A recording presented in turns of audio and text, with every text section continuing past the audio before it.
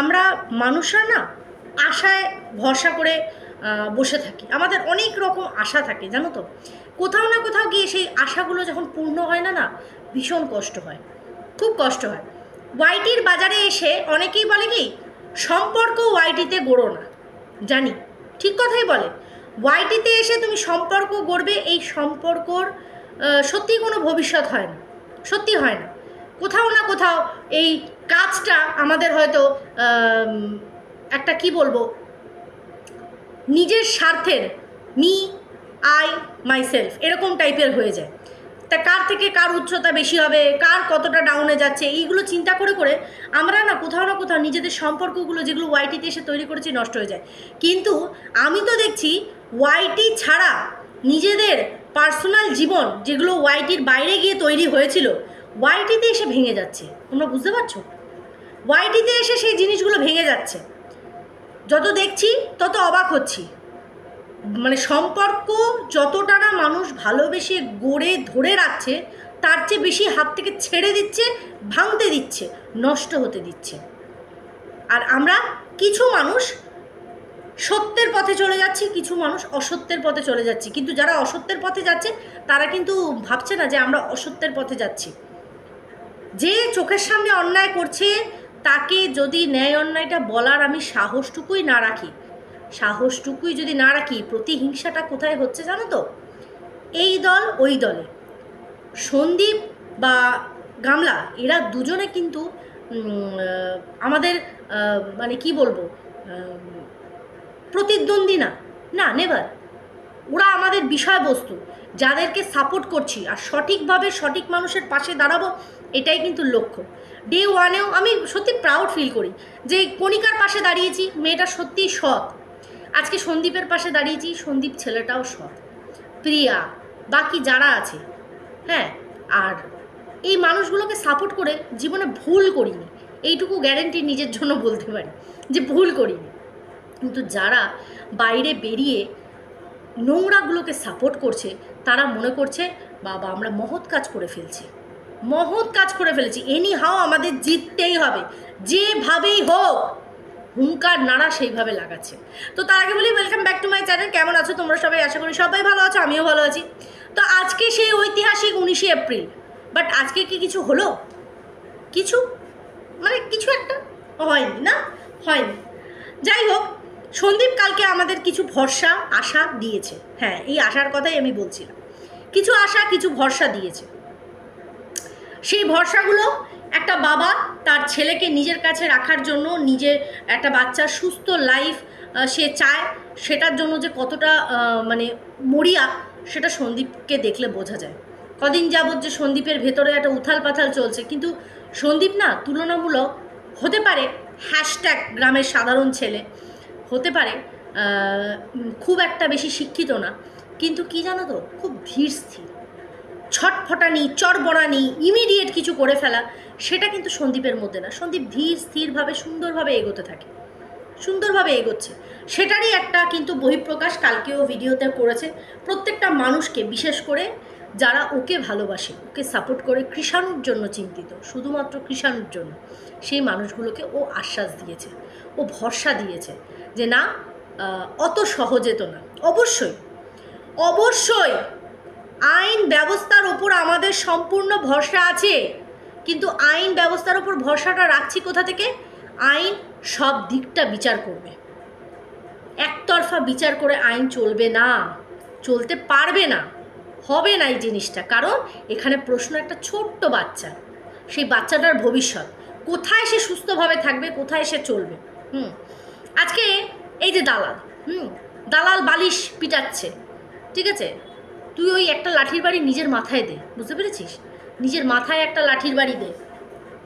কি বলি বলতো তোকে, মানে নিজের ব্লগ চ্যানেলটাকে দাঁড় করানোর জন্য দি ফ্যামিলির যে কেচ্ছা, সেটা এইভাবে বিক্রি করছিস, বুঝতে পেরেছিস?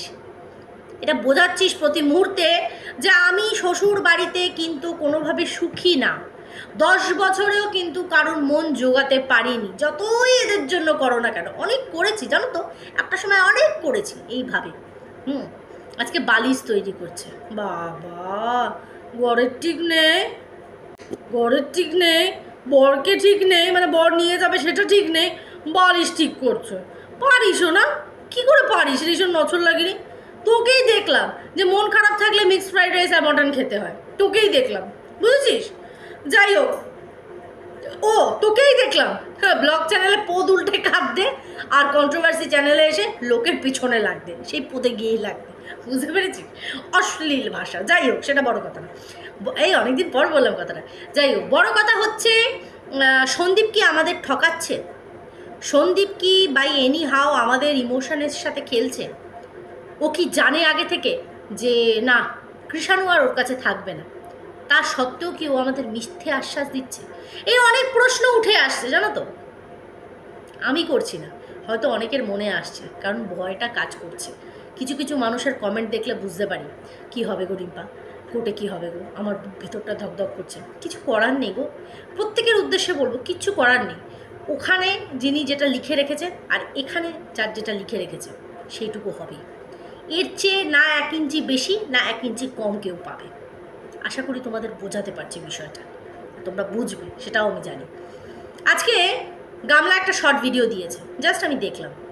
সেই শর্ট ভিডিওতে ও বলছে যে যারা যারা আমাকে অপমান করছো, যারা যারা এ করছো, তাদেরকে বলি আমার আইনের ওপর ভরসা আছে, খুব শিগগিরই কিন্তু ভগবান আমার সহায় হবে, মানে ছেলেও পাবে। এটাতে ও একদম বদ্ধমূল একটা ধারণা, ছেলেও পাবে। উল্টে আশীর্বাদ চাইছে কাদের কাছ থেকে? আশীর্বাদ চাইছে কাদের কাছ থেকে? পরকীয়া সাপোর্টার্সদের কাছ থেকে। তোমরা আমাকে দুহাত ভরে আশীর্বাদ করো যাতে আমি আমার ছেলেকে পাই। যে ছেলেকে 9 মাস আগে ছেড়ে এসেছিলাম, আরে হ্যাঁ গো, লাটা মাছ ধরতে ধরতে ধরতে ফুট ফুট করে লাফিয়ে যাচ্ছিল, কপাত কপাত করে ধরতে ধরতে আমি লাফাতে লাফাতে চলে এসেছি। কখনো হাসনাবাদ, কখনো আমি ঘোনা গড়া রস, হাসনাবাদ কখনো ঘোনা গড়া রস, আমি এই করে বেরিয়েছি। তখন না, বিশ্বাস করো অন গড বলছি, মা কসম বলছি, আমার না ছেলেটার কথা মনে পড়েনি, জানো, একদম মনে পড়েনি। উঠতে বসতে মিথ্যে কথা বলে গেছি আমি, উঠতে বসতে মিথ্যে কথা বলে গেছি। ঘোড়া রসে গিয়ে আমি আমার ঘোড়া রসকে বা কুল্লাকে আমি আর নতুন আমার শ্বশুরবাড়ি বলিনি, ঘোড়া রসকে আমার শ্বশুরবাড়ি বলেছি। এই সরকার আমার হাজবেন্ড, বুঝতে পেরেছ তো? তখন কিন্তু আমার ছেলের কথা মনে পড়েনি। আমি ফুলসজ্জাও করেছি, যদি ওটা আমার শ্বশুরবাড়ি হয়, শ্বশুরবাড়িতে গিয়ে আমি রাত কাটাতে পারি, ফুলসজ্জা করতে পারবো না?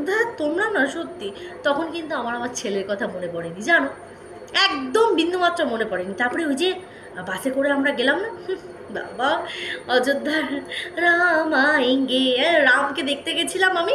সেটা দেখতে গিয়ে আমার পাশের সিটটা না, প্রথমে সবাই ভেবেছে কুনাইয়ের, কিন্তু কুনাইয়ের কুনির গুতো খেয়ে কুনাইও যে আরেক ক্যারেক্টারলেস, মানে সত্যি ভাবনার বাইরে। 1 নম্বরের।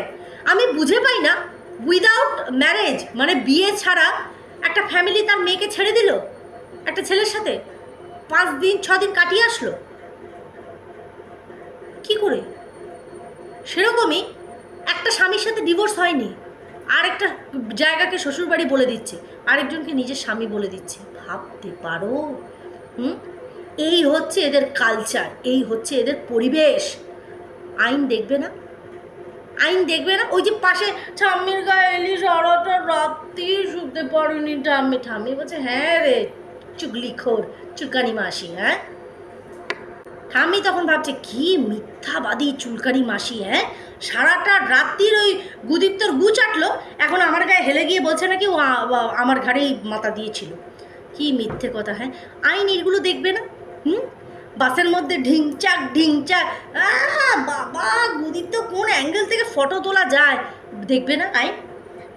একটা মা তার সন্তানকে ছেড়ে গেছে বাপের বাড়িতে, সেই বাচ্চার মায়ের মা তাকে আবার রেডি করে দিচ্ছে, সে নাকি ভ্যালেন্টাইন্স ডে মানাতে যাবে।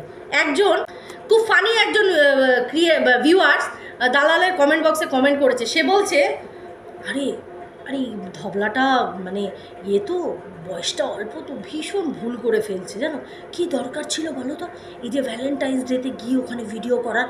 আরে যা করা চুপি চুপি করতো, হ্যাঁ, এগুলো করার কোনো দরকার ছিল? আরে ভিউয়ার্স দিদি, আপনাকে মানে কি বলবো মাইরি, হ্যাঁ, চুমেশ্বরী আপনার মানে কথাবার্তা, মানে আপনি বলতে চাইছেন ভ্যালেন্টাইন্স ডেতে গেছে যা, কিন্তু দেখানোর কি দরকার ছিল, তাই না? এই যে লোকে সুযোগ পেয়ে যাচ্ছে, এখন বাচ্চার কাস্টাডি নিতে গিয়ে এগুলো প্রমাণ থাকবে, বুঝতে পেরেছো? মানে দেখাচ্ছে কেন? বাচ্চার কাস্টাডি পেতে তো অসুবিধা হয়ে যাবে।